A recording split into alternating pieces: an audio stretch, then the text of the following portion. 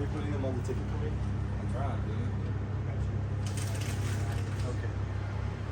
Hey guys, Galen at Autoscope. We have a customer car here. The complaint is that there's a noise from the front, and you can see that the rotor has been completely worn through on the face and has been driven on long enough to where it actually separated here. This is made in one piece, and this is supposed to sit up and on top of the hub to be on center.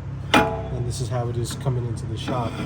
Now, we'd previously recommended that this car needed brakes and brake pads and brake rotors in a previous visit, and I guess they just couldn't do it at the time. So this is what happens if you wait.